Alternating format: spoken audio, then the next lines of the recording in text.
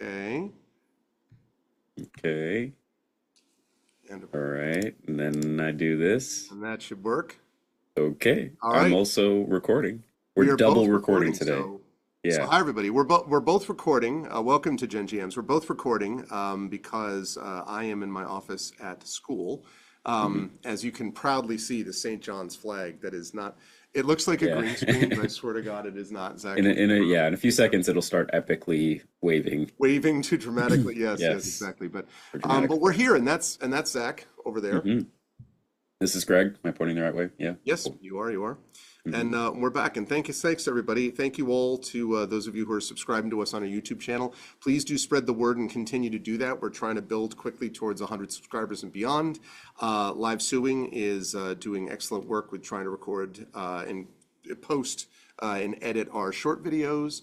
And we also have a new social media manager now who's starting to increase a little bit of stuff in terms of, our social presence and all that kind of stuff. So hopefully you will see that all bear fruit Hmm. in the new year and all that. But any new things to report, Zach, from you since last time? I think the last Gen Gems we had was like beginning of January, right? I want to say Um, while recording. the last one that at least that I saw that we have uploaded at this moment was December 30th. Okay, so But yeah, so it's right yeah, right around. before the turn of the new year. So So Happy New Year. this yeah, happy new year. This I guess this might be our first one of 2025. Although the one on December 30th was probably uploaded in January. So Probably.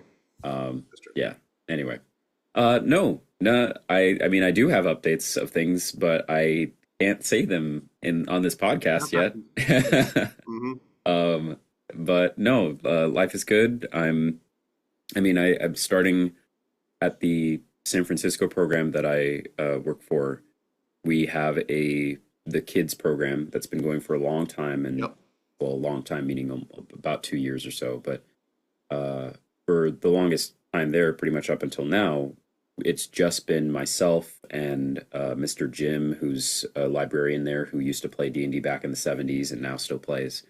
Who we basically just have a bunch of adults DMing for these kids that are 8 to 12 years old. But my experience in my other programs, the high school program, the middle school program in my local town, is that the kids have always DM'd each other. And that was just out of the luck of like some kids entering the club because they had already played and run games for each other. So they Yeah. just needed a space to do it. Yeah. So yesterday we decided to give like a little DM training course to our 8 to 12 year old kids to encourage them to DM for each other because they had never done it before. Okay.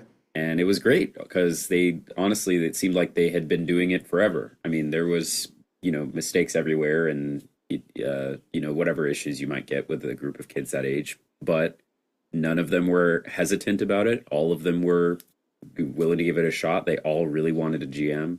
I made encounters because I looked so hard on the internet for D&D encounters for kids to run for kids, but I could not find any. Like if you look up D&D encounters for kids, all you'll find are encounters that are meant for an adult to read and then run for their Yeah. Yeah. kids. Yeah. Yeah. But there's none that are at like an appropriate reading level or an appropriate content level or length for a kid Sounds like an to. underserved market, my friend. Yeah, everyone I've said that to has said the same thing. So I designed little one-page encounters because of how many kids we had. We would have to rotate pretty quickly, so they'd only get a chance to DM for maybe 15 minutes, and then we'd rotate around. So I wrote one-page, really quick things. It was funny when I handed them to the kids, and then I also explained verbally what it was. They were like, "This is so short," and I'm like, "Remember, you have like 10 minutes. This is not going to feel that short." Oh, But they had anyway, it 10 was minutes to do the 10 to whole. 15 minutes, yeah, because then they had to rotate to the next kid. It's a 2 hour program, Yeah. Yeah. and we had to stuff in giving each kid a chance to DM at their table, and then also us like doing a bit of feedback and discussion about it. Wow. So it was really quick turnaround, but Wow. um, And it worked. yeah, it worked. It was funny that so some of the kids really liked the encounters. I encouraged them to, the encounters were very simple, but I also said like these are a fallback, and this is in case you don't know what you're doing. The encounter that I handed them. But if you have an idea and you feel confident in it and a story or something that you've wanted to run, then throw this out the window. Like, give it a shot. You know, I want you to run something that you're excited about and that you are confident in.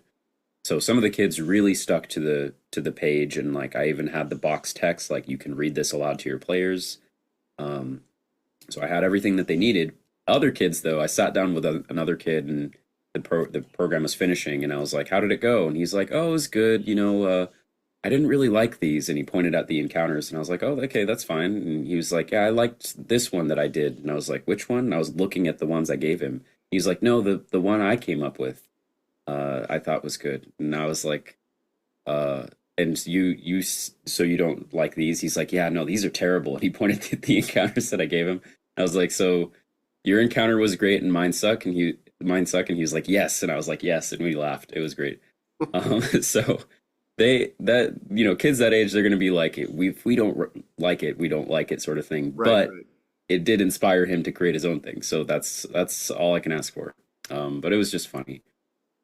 So yeah, no, we had a good time, and hopefully, what this means too is that the biggest problem that we've had with this program is not enough adults to DM for the amount of kids that we're intaking. Yeah, yeah. And so now that we're encouraging them to DM and like showing them that it's possible, essentially for all the month of February, we're going to be doing these like guided DMing space sort of thing, because it's a safe space for them to learn how to DM too, with pretty much all of us like overseeing, able to answer questions, give feedback, etc. So yeah, hopefully from March and beyond, we're going to have not only back to myself and Mr. Jim DMing and our teen intern, but also some of the kids will DM for each other, and as long as they're having fun, then we're going to host the space for it. So That's anyway, really cool. I mean, jokes aside, it probably is an underserved market. I mean, actually, like encounters, for kids, GMing kids. hmm Yeah, I don't actually know of anything myself that covers yeah, sort of that. there's got to be someone had to have done this Oh, I mean, somewhere, but yeah, I mean, I'm I sure couldn't that they find it. exist, but I don't not. I bet it's not commercially very much. I mean, No, no. there's a lot of discussion about getting adults, getting kids into things with like, young adult stuff or young adventurers packs or whatever. And some hmm of that includes, adults for kids or whatever. But Yeah, 8 to 12 year olds with 8 to 12 year olds, which is when a lot of people, it's when we encounter a lot of this stuff, right? It's when I yeah. encounter it for the first time. And, a lot of us encounter these things at that age. hmm So it makes sense. And most of Yeah, the time, not necessarily because a guy like Mr. Jim is, DMing or whatever. I love that, by yeah, the way. So we have Mr. Zach, Mr. Jim, Mr. yeah, Teen Intern. yeah, yeah. Yeah, I have looked on there are people who have like created simplified versions of D&D, but then I've been disappointed in those too, because I was expecting like a simplified version of the character sheet where it's really bare bones or whatever, or simplifying the mechanics of D&D, but a lot of the ones that I find rename dexterity into speed or da da da, and they're supposed to be a precursor to D&D, but it's like, well, now you're just teaching them a different game when you're just renaming this stuff for them to for Yeah. ease of use, because kids that age, they do have, once they know what dexterity means, they have no problem using and Oh, understanding that absolutely. word. Constitution, the same. It's like a lot of people are afraid to use those big words, but the moment they know what the word means, that's fine. So, Yeah. Like um, that's not the complication, right, that like needs to be age adjusted is not yeah, like dexterity means speed, and like, yeah. so So anyway, yeah, we'll see. Maybe one day I'll produce some kids encounter stuff. It would take a lot of work, and I don't know the first thing about publishing, but I do know someone who does know the first thing about publishing. yes, yes, Several someones actually, but yes. Not anyway, that any of us know anything either, but it's no, yeah. uh, So yeah, any updates or new stuff on your end?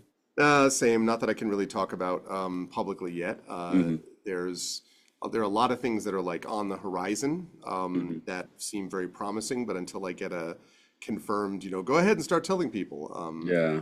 then I won't be able to do that. But I am excited about a lot of the, for as difficult as the world situation has been over the first month or so of 2025, the sort of professional stuff has been pretty good in Mm-hmm. terms of conference stuff. And, I have a big event happening here at the university epically looking at the. Yeah, I was staring at it while you're talking. But I have a storyteller thing that's going to be happening that I told you about with friends of mine that are that's an international storytellers event. Mm, Brandon O'Brien from Trinidad and Tobago, Marie Bilodeau from who you know in other contexts from Ottawa, Canada, and then Brian Talwaros, my friend of mine, is a Lao American poet. And all of them are going to be part of this big storytelling event happening at St. John's University on the 20th, which is very cool. That my division is hosting it. It's very cool that the college, my specific college at St. John's, is supporting it. And and it went from one of these things where it was like, oh, yeah, I'm making sure, like, I am mandatory that my class attends. They have to come to this thing because it's right after the class anyway, hmm. and it's like, it's my creative writing class, so they don't have an exam, so they don't have to worry about it, whatever. So I went from that and being like that, and then everybody pushing it to being like, well, if need be, make sure you make, we can see if we need to make adjustments in the facilities. Because I went from being like, I want to make sure that the room's not empty, I want to make sure they have lots of, some people there to watch, and now I'm kind of like, I mean, it's also open to the public. So like, what happens if suddenly we have 150 people trying to get into a room that, you know, Oh, would fit maybe 100? I mean, I don't think we're going to get that kind of number, but I think we are going to have more than I expected mm, to watch, which is great. I mean, obviously, but it's so yes, the that's battle cool. of logistics. The The battle of battle of logistics. yeah, The ultimate villain of every the D&D ultimate. campaign.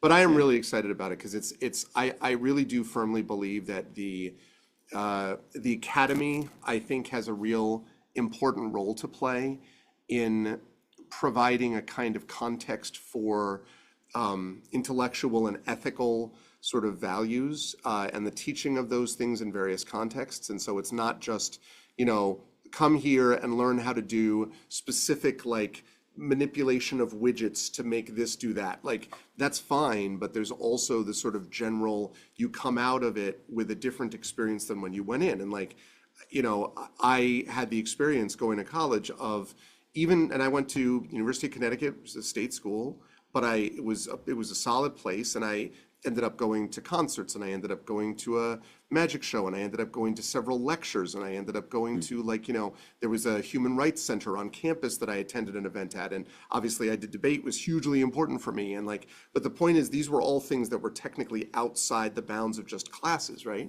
And it was a center for people to be able to come and engage in that kind of a life. And at a time when higher education is somewhat under threat, and certainly free expression and kind of the free exercise of ideas that higher education has to value is under threat, we need events like this that can sort of deal with the subject of the event is storytelling in the modern world and about what storytelling is like now from this international perspective. And so I'm proud of my university for sponsoring it, but I want more stuff like this to happen. So if we Yeah. can get a, kind of a speaker series going, which they've been talking about. I'm in Mm. New York City, like there are a few authors who live out here, and there are a few creative people who live out this way. So anyway, Wow. that's Yeah, that's great. what I'm hoping for. So Will actually, yeah, go ahead. I was gonna say that this won't be recorded at all, will it? Uh, it will.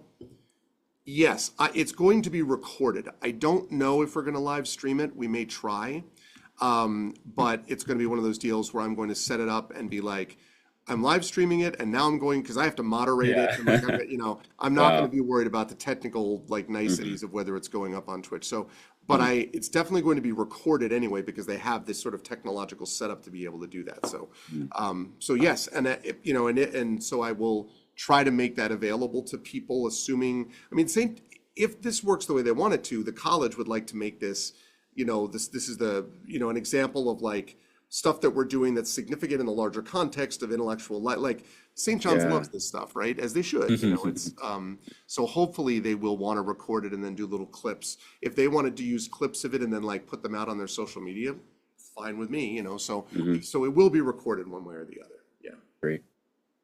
Cool. All right. Yeah, I'd love to Um, see some parts of it if I can. yeah, absolutely. Yeah, I will forward it along and I'll let you lovely folks know too. But Yeah. Here's my question for you. okay. And it is, I maybe I've asked some element of this before, but how has your relationship with tabletop games changed since you've started? And by that I mean when you first started playing D&D to now, are your goals with tabletop games different? Like if when you first started playing, were you really enamored by one aspect of D&D and that's what you really liked versus now you like something else, or you look for new or different things in your games than you used to back in the day?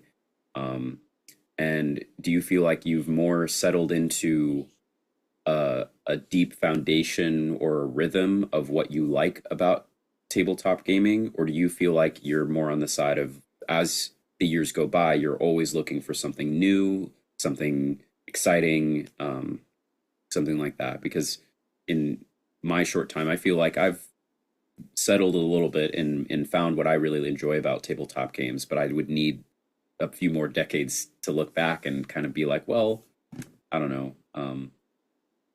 How I would compare me when I first started playing D&D at 20 versus me playing D&D at 50 or something. So Yeah, yeah. as you compare yourself having first started playing D&D to now, like what's your relationship to the games and how you feel Well, about them? I mean, so a little bit of that is the shift from player to largely GM, although I do Hmm. play sometimes, but it's like as I know is the same for, well, I shouldn't say that. Not always. Maybe it's a little bit better for you in terms of the ratio, but for me it's like 90-10, GM to Mm, play. And I mean, GMing is playing, but you know what I mean. yeah. And so a little bit of it is related to that shift, but a lot of it also is maturity. Like, when I started playing Keep on the Borderlands in sixth grade, at recess, my experience of the game at that time was all just wonder. Like it was all just, what even is this, right? Like what we're like in a cave and you get to like there's a guy coming at you. I'm like, oh, I'm gonna dodge left or I'm gonna dodge right. Like it was a million times up my alley. Like it was such great fun stuff to do. And I was an imaginative kid and I loved fantasy anyway. And so it was like it was absolutely right up my alley. And also, as I've talked about before, it was a way to I wasn't really getting this yet. The real bad bullying happened in really eighth and ninth and tenth grade, but you could see little echoes of it. There were comments and things that people were starting to say in sixth grade, and there was a little bit of sort of I could see the bullying stuff that was going to start appearing on the horizon, I guess. So there was a bit of the escapism, and certainly by the time I got into eighth and ninth grade when I was playing actively, there was a lot of the whole wanting to escape from, you know, my everyday, which was, often upsetting. Um, so there was that. And as I got older, those things changed. First, I shifted mostly to GMing. Second, I got older and I wasn't getting bullied anymore. And I kind of found my own level and I was, successful in college and it was just a whole different environment, right? And so as that went on, what shifted is the wonder of it, um, the wonder of it drips away. So you don't have the same what your kids are getting from your program that you run. You're not getting the same, oh, like you don't get that same, I can't like there's a cave and I get to walk in it and I don't have to like move anything on a board. I can just like tell you what I do and like that really was kind of mind blowing to me on multiple levels. And so the wonder of that drifts away at the point that you have the map in front of you. You know, you can see wherever the monsters are, or you can put in the ones yourself because you're the one making the decisions. But I guess what I would say is that like the compensation for that, and it's a big compensation, is that the wonder for me has shifted from my individual experience of I'm this person wandering through this maze with like two other people and I wonder what's around the next corner. Now the wonder is I am helping put together either thematically a world that I made from scratch or touching on, I should say physically, a world that I made from scratch, or thematically, I am making a world that is pre-designed, but that I am choosing to turn this knob to 11 and turn this other knob down to 3 and like move this up and change the colors and move things around and like, right, I get to make what I will in my own sandbox, basically using the sand that other people have given me. And so now the wonder is I get to create that world. I get to talk about and have games that are addressing major questions about how far will people go for each other as friends before they break. What things do we value above other things? Why do we value them? Things like that. And I get to see people doing that with each other.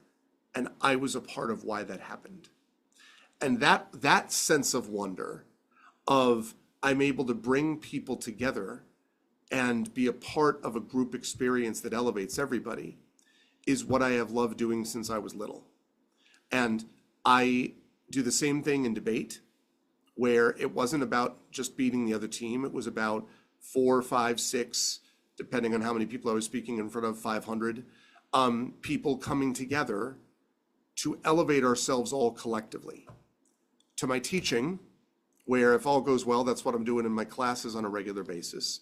To my Twitch channel, where I'm streaming and hoping I get the same thing out of the community there. It's all the same stuff, right? It's all the wonder at bringing people together and watching them have a good time and feeling like I'm a part of why that was able to happen. So the game for me has become a more mature, a sober joy, I think C.S. Lewis calls it, a sober joy about what the experience is like, a deeply moving one oftentimes, that causes me to tear up quite a few times when I'm DMing, and a sense that what we're doing really has meaning and purpose and matters. And that's something which, when I was a kid in 6th grade, I didn't, recognize that that was a thing, because I was just exploring it myself. But it's that wonder that I had then is not that what I have now. Now the wonder is that I have all these other people that I help bring together in common purpose to find meaning. And that's pretty special. So the game is sort of, I guess my experience of the game has matured with me. And I still love, watching people have the wonder, playing D&D for my kids or whatever, and I still love that. And there are echoes of my own experience when I was younger. But that joy at bringing people together and doing so in a world that I thematically represent for them, I think is what I get from the game now. That's good. What about Yeah. you? No, I'd say I started as a GM and then have largely remained a GM. I would say there's pretty much there's one campaign that I look at as an incredibly significant one for me as a player, in which our friend, or my friend Elijah, ran Vampire the Masquerade for Yep. me and my friends for 40 something sessions. We still all look back at that campaign like, oh, that's so good. And Elijah doesn't really GM that much anymore, but we all, whenever we talk to him, we're like, vampire, vampire. Um, I had a lot of amazing moments as a player in that campaign, and I think I'm still I think a part of it that has happened, that I'm realizing with running professional games, is I am, as I'm getting better, this feeling is coming less and less, but the feeling of that when I'm running professional games, I'm often more worried about about the idea of creating a good experience, that I am less focused on enjoying the good experience in the moment that you might Oh, be with friends. You know what yeah, I mean? yeah, So there's still a lot of that happening where I'm like, people are paying me to do this. I need to give them a good time. yeah, And oftentimes what that leads to is that I ensure through my prep, but also some degree of my worry, that they largely have a good time.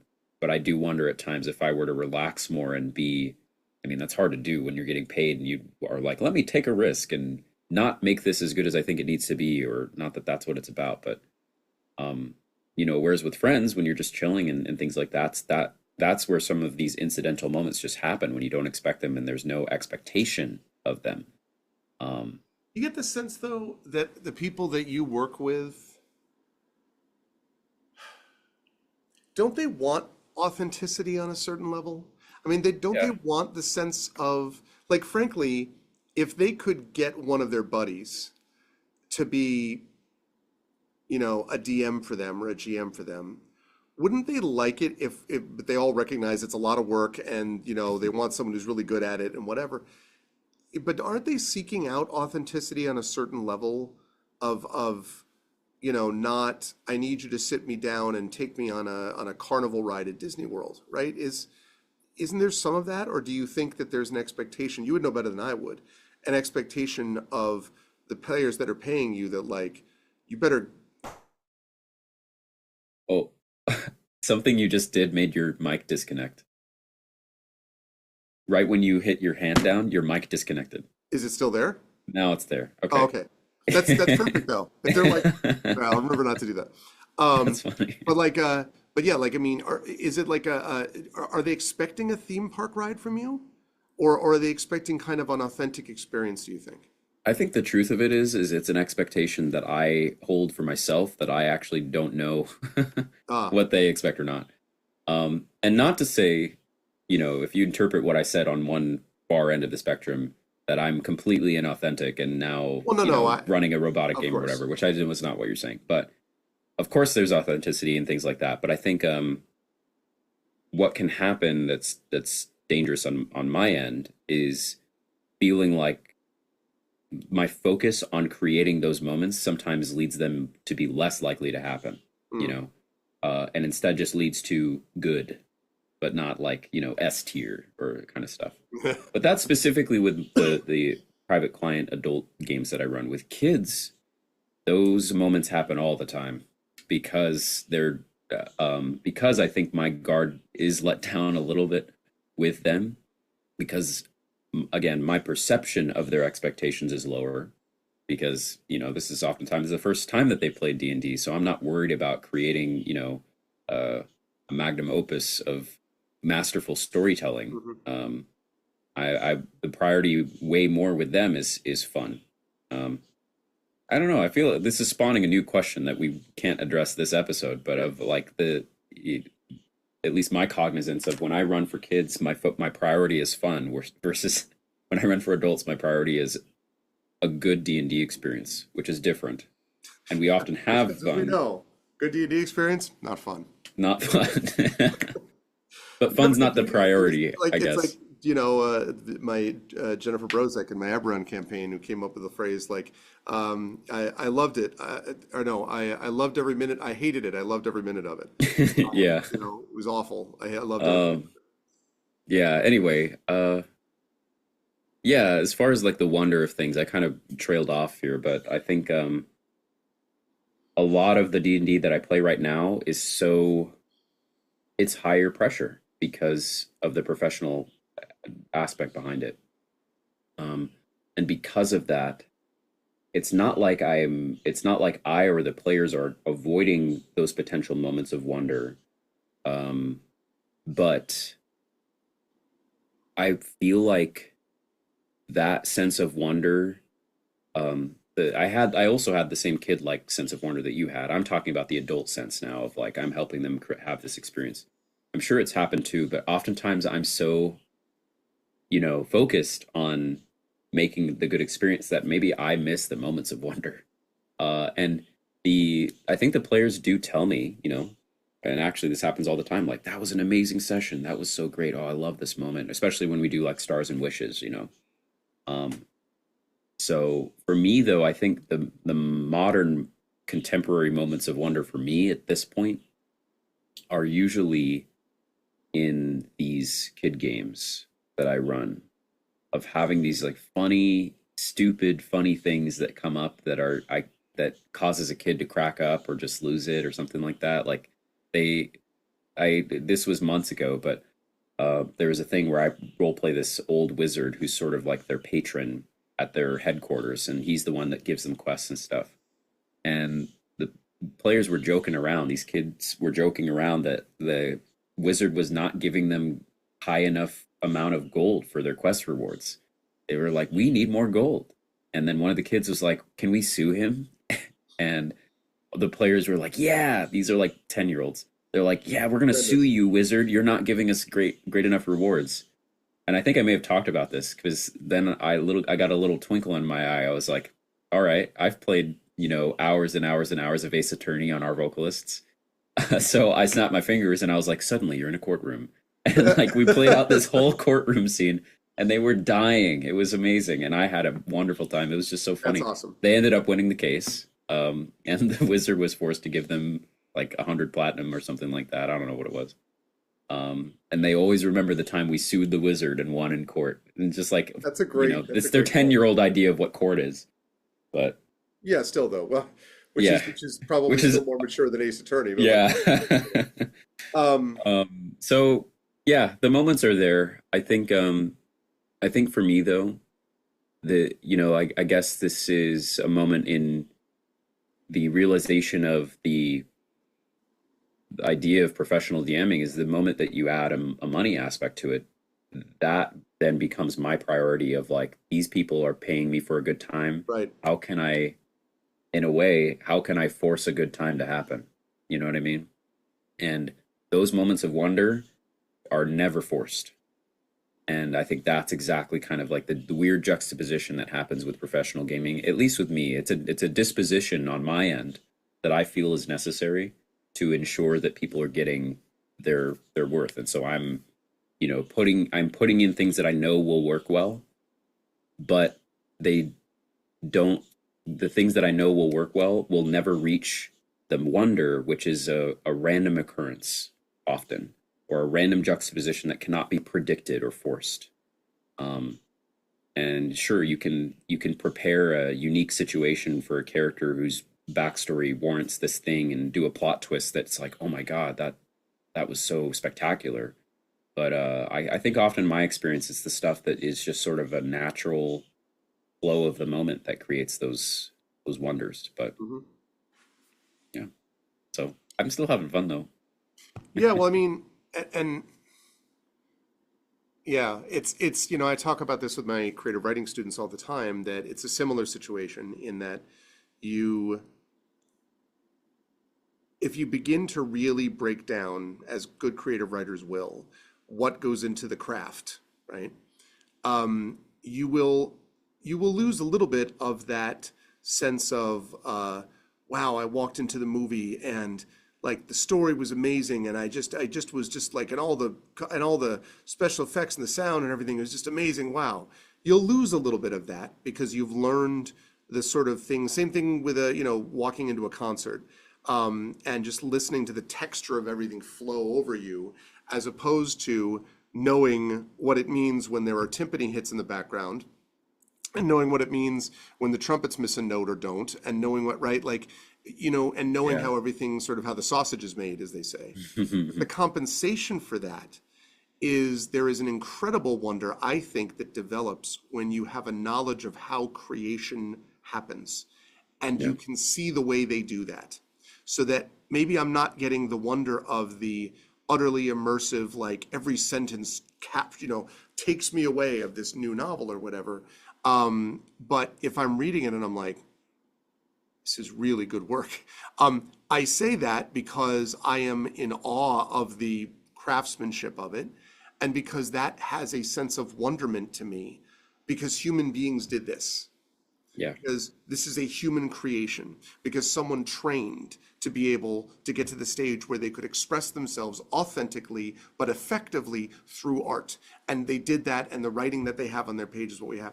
And that to me it's a deeper and more mature and no less rewarding sense of wow, even if it's not the more easy, wow, and there's nothing wrong with that other wow, by the way, but it's one that's born of just, they don't see what the magician's doing behind the curtain.